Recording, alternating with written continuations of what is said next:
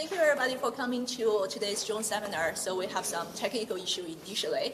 Our speaker today is Dr. Stewart Sherrit. Dr. Sherrit is currently a principal member of the technical staff at NASA JPL. And Dr. Sherrit received his bachelor's, master's, and PhD degree from Queen's University in Canada.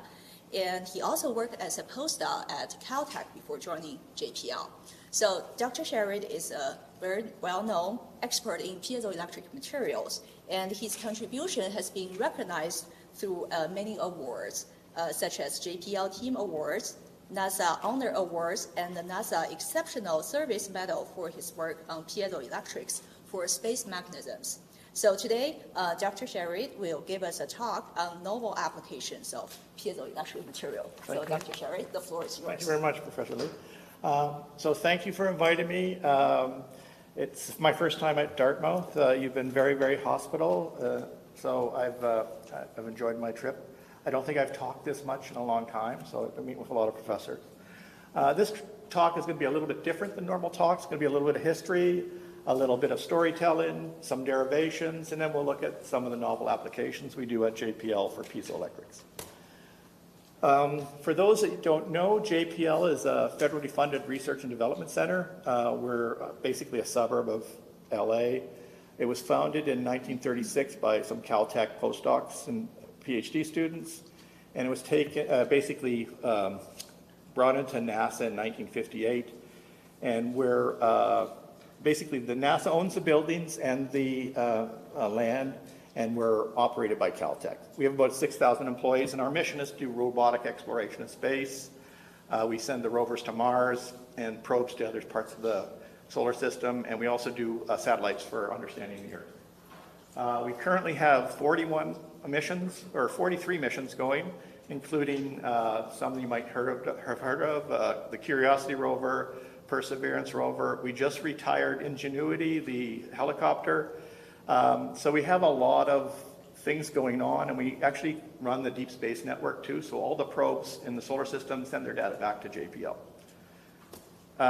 There's a virtual tour of JPL if you're interested. If you just type virtual tour, you can get to go to mission control and the spacecraft assembly facility, the micro devices lab, and the Mars yard. And this is basically the same tour that you would get if you actually were invited to JPL by a researcher there. How I came to know about JPL, I distinctly remember in 1976 watching the evening news and seeing some pictures come back from the surface of Mars, and I just remember being like awestruck. I just couldn't believe that humans were actually doing this type of thing. And I looked around, my friends and I were doing, and I thought, wow, I really got to get my game up. These guys are great. My second introduction to JPL, or interaction, was in my master's. I was working on a project that the only other lab in the world that worked on it was JPL. It was on something called the alkali metal thermoelectric converter. We were interested for doing anti-corrosion in pipelines, but they wanted power for deep space. And basically my supervisor went and presented some of my results at JPL, and I met JPL workers, researchers at a company that sponsored our research. And my final interaction, I had just finished my PhD in piezoelectrics, and I was working in the Royal Military College as a research associate, and I came across this application for a postdoc at Caltech in JPL, and I showed it to my wife, and due to the Canadian cold winters and wanderlust, I was told I had to apply.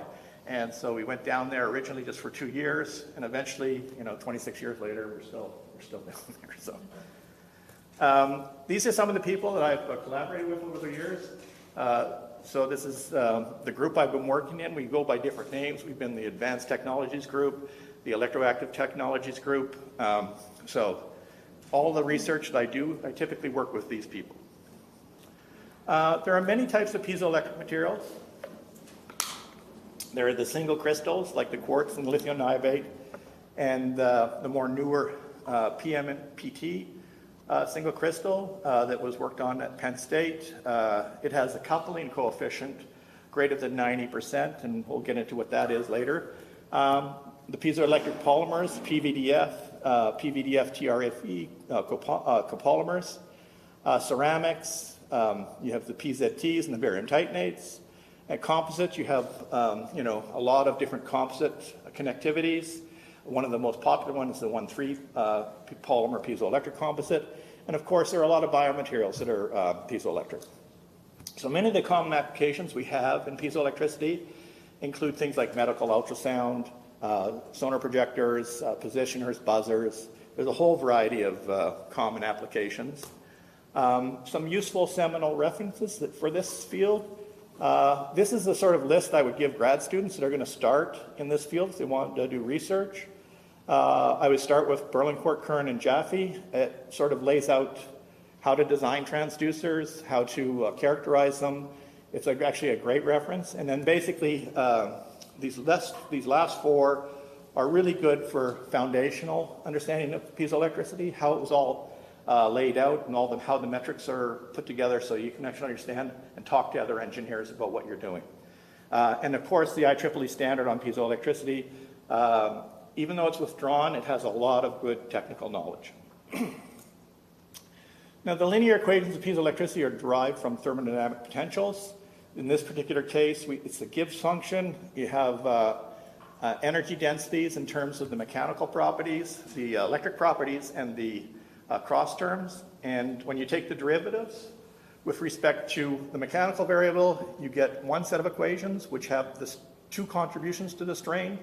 You have a mechanical contribution to the strain, and then you have a electric contribution to the strain. And alternatively, on the electric side, when you take the derivative with respect to the electric displacement or the partial derivative, you get an electric field that has two contributions, one from the electric displacement and one from the stress. So these are the coupled linear equations of piezoelectricity. I wouldn't worry too much about the tensor notation. We use a contracted matrix form, which reduces the number of coefficients considerably. Here are the two equations that we have, and P and Q range from 1 to 6, where 4, 5, and 6 are the shear components, and M and N are the Cartesian components. There are other forms of these relationships, depending on which variables you decide to use for your intrinsic variables, and which ones you want to use depend on what type of system you're working with. If you're working with long bars, this would be the set of equations I'd use. If you're working with thin films, I would use this set of equations. And that's because in long bars, all your other stresses besides the 1 and 3 direction are all 0. It's just because the surface is stress-free. And in plates, all your, in the thickness mode, all your other strains are 0. So the equations simplify immensely. The superscripts in these equations represent the boundary conditions. So what constant was kept 0 when that coefficient was measured. And then the subscripts or the indices represent the anisotropy, so the directional dependencies. And the IEEE standard has all of these elasto-piezoelectric matrices for all the 32 crystal classes. And it's a good thing to go to once you've figured out what system you want to work to, because it tells you essentially how many piezoelectric constants you have, how many dielectric constants, and how many elastic constants you have to worry about. And for example, lead zirconate titanate has 10 independent constants. You have 5 elastic, 3 piezoelectric, and 2 dielectric. Here's the reduced matrix for PZT. So these are, if these material was ideal, all you would need is these 10 coefficients, and you could actually work out everything that, stick this into your finite element model, and you could go and work out. But what happens is real materials are not ideal. And what we do when we're doing transducer design, we try to focus in on one mode. So for example, for a long bar, we'd only have this S33 we'd worried about, the D33 and the epsilon 3 TT. So once we had those 3 coefficients, we could calculate what we need to know. Here's a pictorial representation of the same sort of thing, where you see that the strain has a mechanical contribution, basically Hooke's law. You have piezoelectric contribution, which is a converse piezoelectric effect, where you get a strain associated with the electric field. And with the electric displacement, the same sort of thing. You have an electrical contribution, which is basically your capacitance equation. And then you also get a stress contribution, which is called the direct piezoelectric effect. Another important coefficient is called the electromechanical coupling coefficient. It's basically the output mechanical energy density divided by the input electrical energy density, or vice versa. And it represents basically a conversion efficiency. So how much energy you can convert from a mechanical to electrical within one cycle. And it also pops up in a lot of the resonance equations. Real piezoelectrics versus actual piezoelectrics. So in real piezoelectrics, in actual piezoelectrics, you have imaginary components, not only just the real component, which represents loss, but you also have dispersion, nonlinearities, and temperature dependence and aging. So all of these might be significant. So when you're designing your system, you have to look into these coefficients to make sure you're in a regime where your models actually work. So let me just go ahead and we'll do a quick thickness mode derivation of the impedance equation. This is the linear equations for the thickness mode. We also are using the wave equation in the thickness direction here, where CD over rho is the square of the velocity of the material. So when you have this set of equations, the general solution with that velocity is shown for the displacement is here, where you have these constants A and B. And so you can actually calculate your strain, because it's just the derivative of that. And then when you stick it into this first equation, you have this equation in terms of the stress as a function of the strain and the D33. So we can apply our boundary conditions. We know those are stress-free surfaces. So we apply T3 equals 0 at x equals 0 and x equals L. And we can calculate what those two coefficients A and B are. Then we can plug that back in, and we have this now very complicated equation for the strain, which we can then put back into the second equation and integrate to get the voltage. And so we do that, and then at the same time we can take the derivative of the electric displacement to get the current, and by taking the ratio of those two and then using this identity, you'll get an equation of this form. And then we can substitute in some other constants or coefficients, and we can simplify it further to get you this equation. Now, many of you have probably never seen this equation. It's the resonance equation for a piezoelectric in the thickness mode, and it could be thickness shear, it could be length mode. But this equation turns out to be one of the most important from a technological point of view, because it's the basis for all modern timekeeping. All the quartz crystal oscillators that you have in all your electronics gears, all are operating off of this equation. And so you get, from this equation, you get these resonances, which we use for timing circuitry. But let me just stop and go tell you a little story about timekeeping and the importance of timekeeping. In the 1700s, the British Navy was the ruler of the seas. However, they had a big problem. They had very poor navigation. They could always determine the latitude, no problem.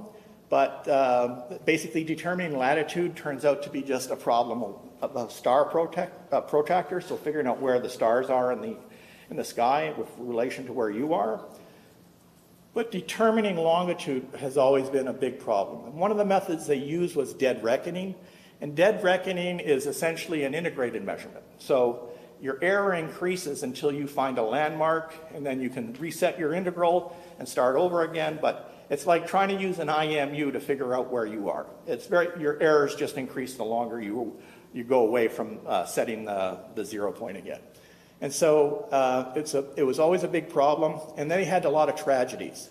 And so it turns out that the problem of measuring longitude is one of measuring time accurately. Now, if you know the time at some set longitude, say London, and back in those days, and you knew the time, the local time, from those two time differences, you could tell you where you were on a longitude away from that set value. So the problem of measuring longitude turns out to be a problem of keeping time. And so, typically you could measure local time to less than a minute by measuring where the sun was, and so that turns out to be about 0.25 degrees.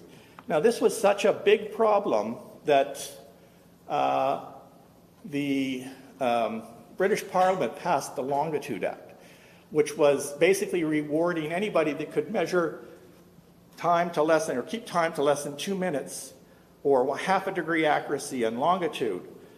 They would reward £20,000. And that challenge was accepted by a guy called John Harrison, and he ended up building a clock eventually. It was quite a saga. It was a multi-generational thing. It was interrupted by war. He had to even get a royal intervention, but eventually he got the money, and he showed to the world his clock that they deemed the H4, and it kept time to about 0.2 seconds a day. So this was well within the range for measuring time accurately on a ship, and so he won that money. And it's quite a story. If you're interested, that link tells you a lot of that history. This is a plot of the various timekeeping throughout history, and one thing I'd like to point out is that keeping time for a while was at the forefront of mechanical engineering.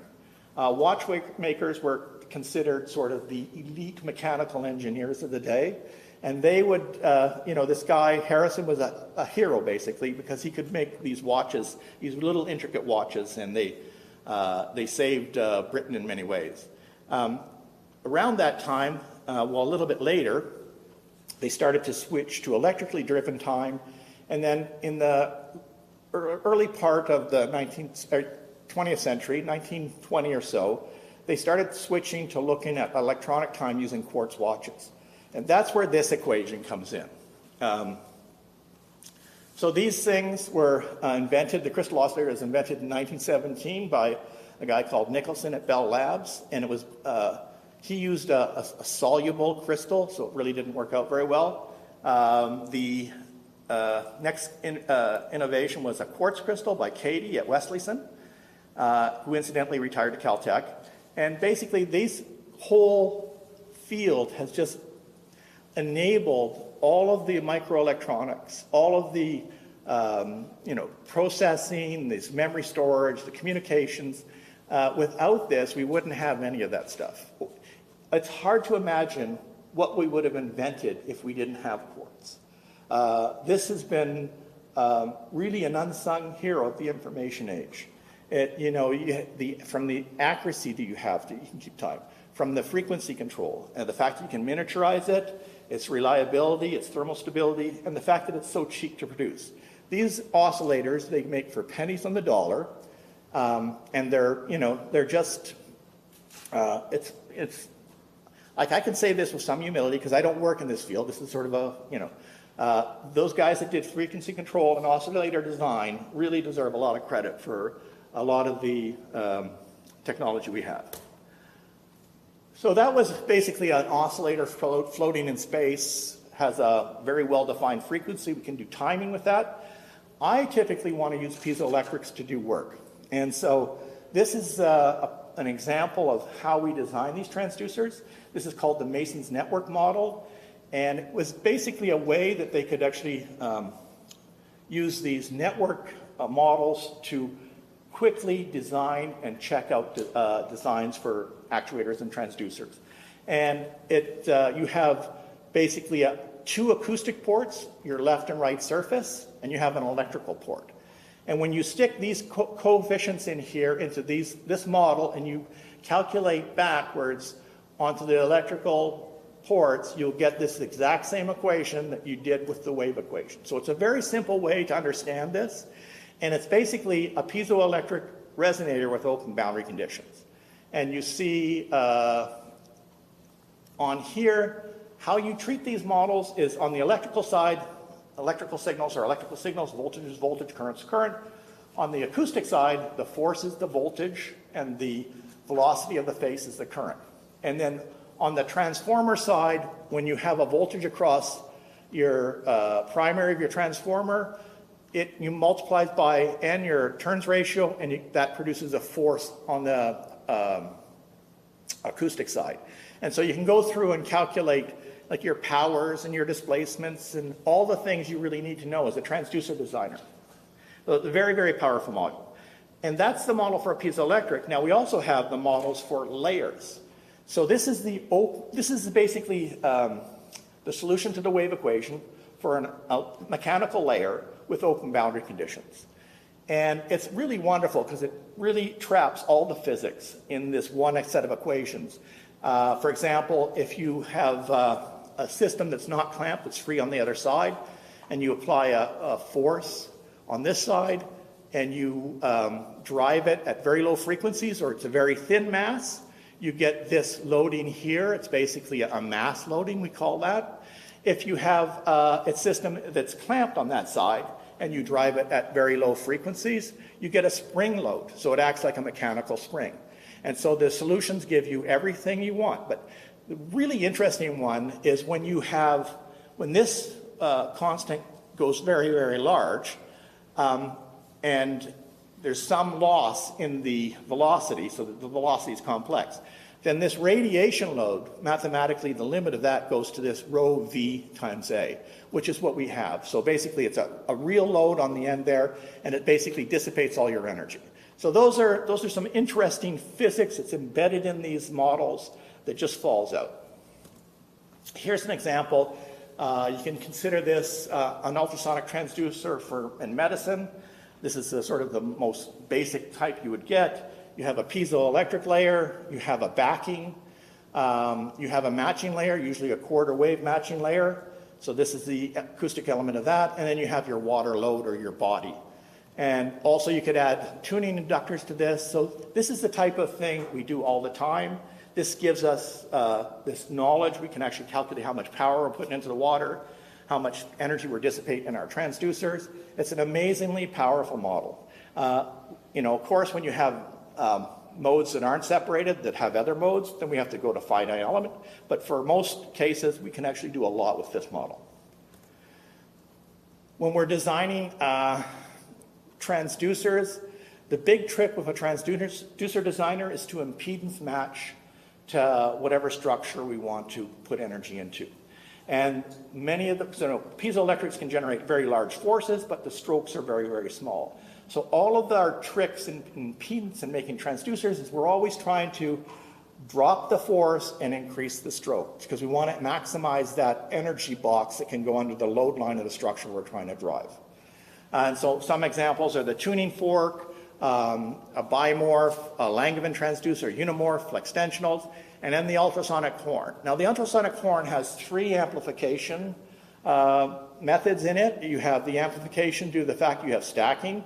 So you've segmented the transducers. For the same voltage, you're going to get n times more stroke. It also has a geometric one in that you're funneling the acoustic energy from this large surface into this smaller surface, and it goes as a function of the ratio of the areas. And then you also have a resonance amplification. So when you drive a structure into resonance, what it does is it builds up until the dissipation in that structure equals the power you're putting in. So this is called a resonance amplification. So now we finally get to the novel applications, probably what you're all waiting for. So this is one of the devices that I probably spent about a third of my time at JPL on. It was something that I co-invented about within a couple weeks of moving to JPL. We had looked at using pure lithotripsy to do drilling, and I had a conversation with the engineers at Cybersonics, and I said, we should maybe try to put a soft spring in between the bit and the horn, see if we can generate bigger strokes. And he went away and he cut that and he put an air gap, and he tried that. So he sent us that drill and it worked pretty well, but every once in a while it was not very stable.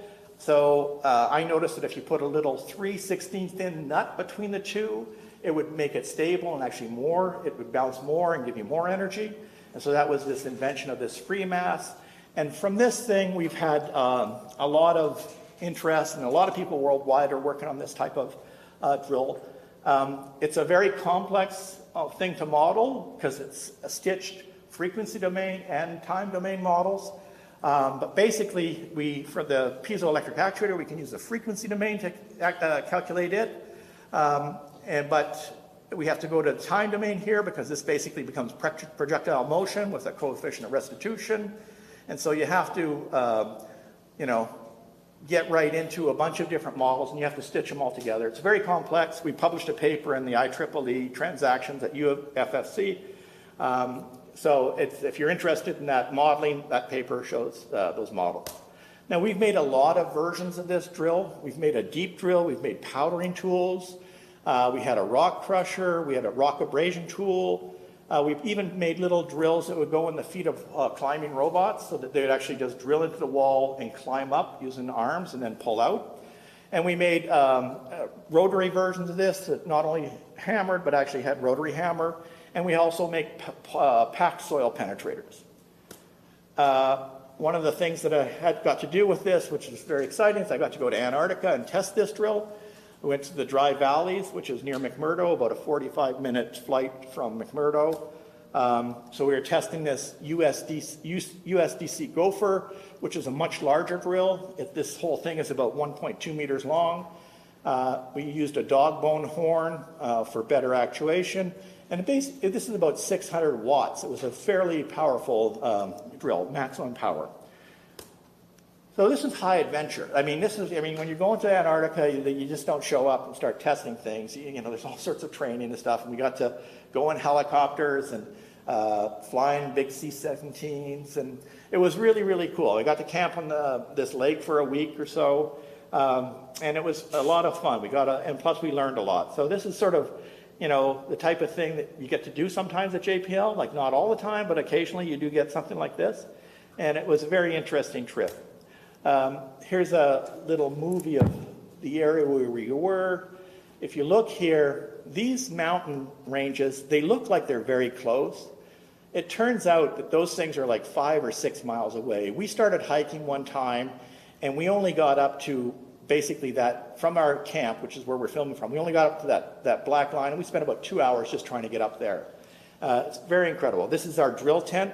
We were a tech demo on another project. We wanted to go drill through the ice and gather brine from the lake that's buried beneath the ice. It hasn't seen Earth for 20,000 years, and they wanted to get the bacteria and then revive the spores in that bacteria. So it was basically high adventure, a lot of fun. We learned a lot. That was our camp looking down. And here are a bunch of things called ventifacts. This is wind eroded rock. These things are called taphonies. I knew nothing about these, but I knew that they were very interesting. So Mircea, my colleague, and I started taking pictures of all these things. And when we went back to the lab, I remembered that there was another researcher at JPL who actually studied these things. So I sent him off some pictures, and then he sent them over to this woman, Mary Burke, and she was making an atlas for rock breakdown mechanisms, and they decided to include our pictures, and so we got some photo credits for that, which was an interesting side effect of one of that trip. Basically, we got to demonstrate the technology. We drilled to about 1.8 meters, and later versions of this drill, we demonstrated drilling to 7 meters in gypsum. So this is a wireline drill that drilled to 7 meters. We built some shaking mechanisms for the rover, Curiosity Rover. This is called Curiosity. It's basically a rolling instrument. It has a mass spec. It has APXS for chemistry. It has a ChemCam. They have, I think there's something like 11 or 12 different instruments on this device. I worked on CAMIN, which is the X-ray diffractometer. In that instrument, if you break it up, you have this sample wheel, and on top you have a funnel on the deck of the rover. And so the drill drills powder, sieves and sieves it, and drops it into this funnel. And in order to make sure you don't get any cross-contamination, you have to make sure all the powder goes into your sample cells down here. So we built these vibrators for that. But also on the deck or inside the rover, there's this sample wheel, and there's 16 of these things in there. And they basically vibrate the powder in the window so that you get better statistics on your X-ray beam. Here's an example. Again, it's about a 2.7 kilohertz resonant frequency for these. We did a lot of modifications, and we designed it to, we use we introduced basically an oscillator circuit. So instead of actually sweeping through the frequency and just shaking it, we actually tuned it to a resonator and just let it resonate freely. And I think, yeah, here's an example of that, but I don't think we have, well, you can hear it here. So basically this is running, as you can see that powder is moving, and it's basically putting different crystal faces into the X-ray beam so you get better X-ray statistics. The inlet funnel vibrators are shown here. The funnel is underneath this cover right here. What happened was the original design failed during random vibe. Anything we put into space, we have to test, and so we have to vibrate it like it's going to feel on the launch before we send it off to see if it'll survive launch. And this particular actuator didn't survive the random vibe. We noticed that the voltage that we were monitoring on that actuator when we were vibing it was asymmetric, so that meant that there was gapping going on. And sure enough, when we looked at it, that actuator was out of spec. We were putting way too much force on that actuator, and it basically delaminated the polymer that it had in its spacers.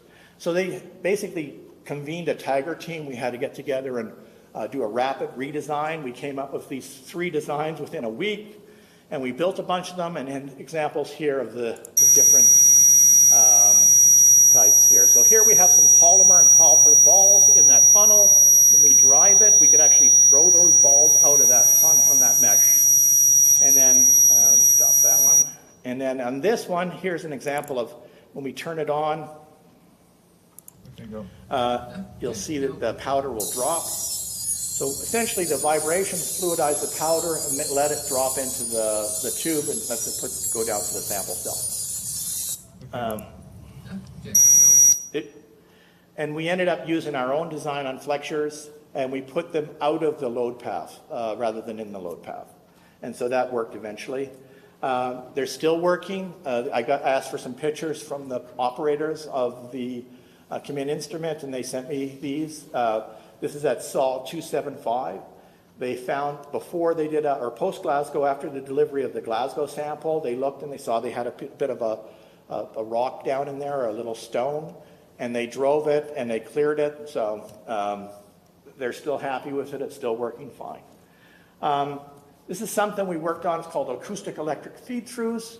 So in this particular case, say you have some structure you want to put power into, but you don't want to perforate it. You don't want to decrease its strength. So what you do is you put a piezoelectric on one side and a piezoelectric on the other side, and you vibrate the power in.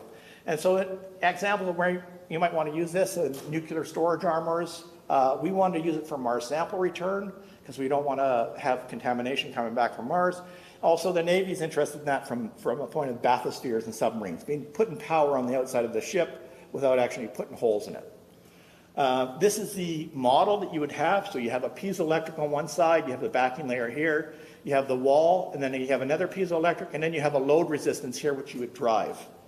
So this load resistance is where you pick up your power on. And then, so when we did that, they asked us, well, can you do a watt? Mars sample return was interested in this. We said, yeah, sure, we can do a watt, no problem. And so we did a watt. We showed that we could actually turn on a light that was actually created from the stress wave. And then they said, well, can you do 100 watts? And we said, sure, we can do 100 watts. And of course, once you do 100 watts, they want you to do a kilowatt. So we did a kilowatt. So all the light that is in this light bulb, or that is being lit here, was a stress wave prior to being, and we were able to do that at about efficiency of about 84%. So we managed to transmit 1,083 watts. So that was a success. Other people are still doing research on this. People are looking at putting sensors on the outside of planes. There's all sorts of applications for this technology. So when we did the acoustic electric features, we thought, well, instead of actually changing it back to power, electric power, what if we used it to drive some structure to create some motor on the other side? And in this case, you now have a very similar model, but now you have some structure here that has both longitudinal extension and also rotation. And we were able to basically make these type of structures. So we can create this rotary motor on the outside of a wall with no piezoelectrics on this side, or no actuator material. This is all metal here, basically. And we did that for a couple of different iterations. This is a 4-bar horn we designed. And then we have another one, which is basically a flexured fingered horn here that basically removes. So instead of just getting extension, you get a twisting action. And if you're very careful with these designs, you can get it to rotate both ways. So these are basically ultrasonic motors, but for a specific application. So one of the other things that we're looking at is deformable mirrors for the next generation of space telescopes. We just had a big success.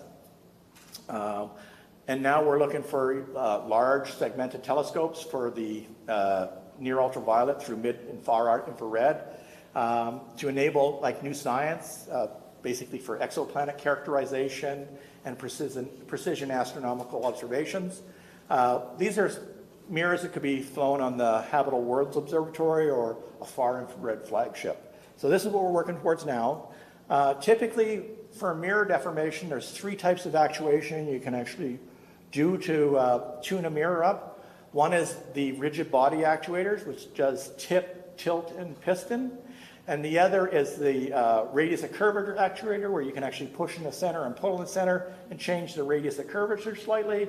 And the third is what we're working on right now. It's called surface parallel actuators, where you embed actuators in the back of the mirror, and by exciting those, you can actually correct the local waveform and do wavefront corrections. So typically when we're doing that, what we have to do is we have to characterize the influence function for every one of those actuators. So we put this in a camera, and we basically excite the piezo, say 1 micron, and get an image of the perturbations in the surface, and we use that as a basis vector. And we do that for all 42. So we have basically the control will be using these basis surfaces to correct for the waveform. And we did calculations, and we've shown this particular mirror that we're working on has a 15-fold decrease in the wavefront error.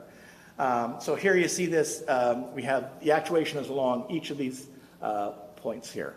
Now, one of the things we did with this is we embedded our actuators in flexures. Flexures are great for 3 reasons. One is that we can use them to pre-stress the piezoelectric, which is a ceramic, and ceramics don't like tension.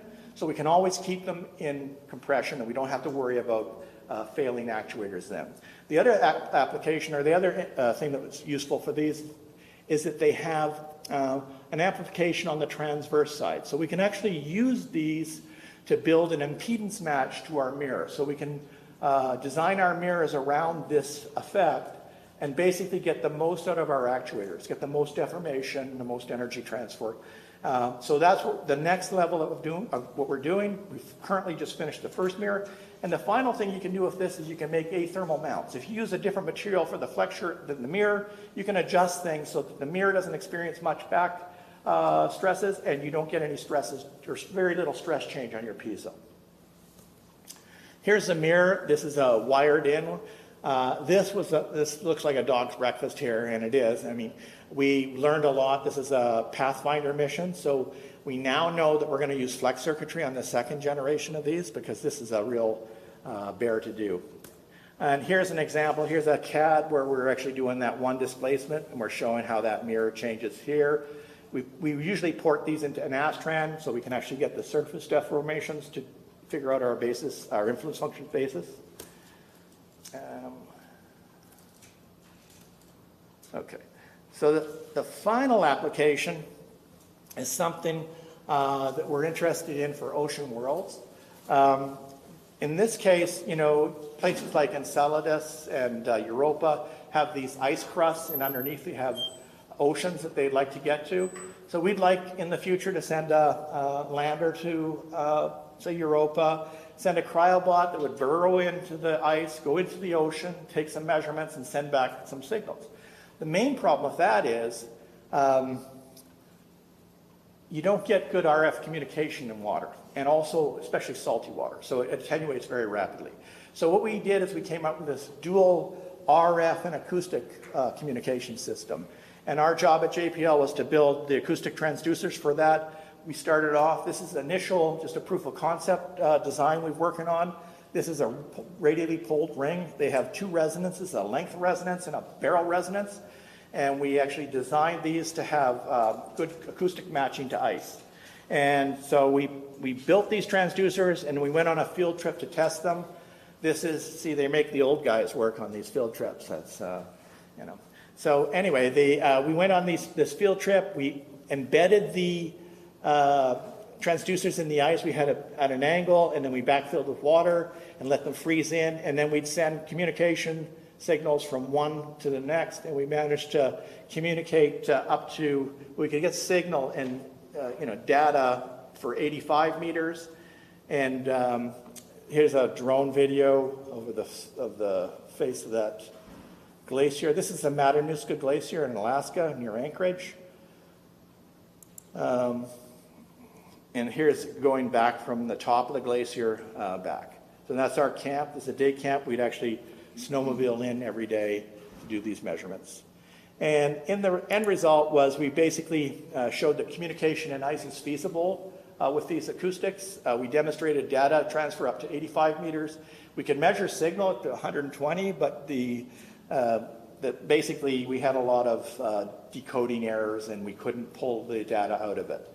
But we're not really worried about that because this space was non-ideal. It was contour. It had air rock inclusions, and so it wasn't ideal. We know that the ice on Europa, especially the deep ice, is going to be much, much better. And we did some calculations, backed out. We could actually communicate in the tens of kilometers when we get down to frequencies of a kilometer, or 1 kilohertz. So in conclusions, piezoelectrics are great. They told me some young engineers are going to be in the audience, so I'm just going to give you some tips. Successful engineers I've noticed are very, very curious. So, be curious. If something doesn't make sense, ask questions. It's a really important trait for an engineer. And be kind if you can. Like if you have a chance to, correct someone privately, go correct it privately, praise publicly. Obviously, if someone is derailing one of your meetings with a whopper, you might have to step in and say, hey, no, we can't, we might be a little bit, we have a difference of opinion there. The other thing is the imposter syndrome is real. Everybody feels that at one point in their career or other, or not everybody. There are some that are blessed that don't feel that, but a lot of people do. And doubt can be good, and you should use it. And you should use it to make yourself check your results, but don't let it deter you. Just keep on moving forward and get over it, and you'll find, sure enough, that you belong and your knowledge is useful. And I've always found that collaboration is much more important than competition. It always amazes me when, you invent something or you put something together and you basically pass it around with other people. When they add their ideas, it really does increase the product immensely. So share your work, share your ideas, and you will benefit immensely from that. And so I'd like to leave you with one little story. Actually, it's a joke. It's about engineers and about how we should think through our solutions to the end, and maybe that we should not give away our engineering knowledge for free. And it goes back again to the 1700s. It's the French Revolution. The royal judge, the royal lawyer, and the royal engineer have been found guilty of crimes against the proletariat, and they've been all sentenced to be executed by guillotine. And so the royal judge puts his head in the stocks, and the executioner pulls the rope, and it gets stuck.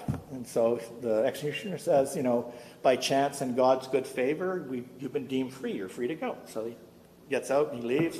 The royal lawyer sticks his head in the stocks. They pull the rope, and it sticks again. And he says, by chance, you've been found, in God's good grace, you've been found free, innocent, you're free to go. And then the engineer sticks his head in the stocks, but he can't help himself. He goes, if you put a little oil right there. So, thank you very much.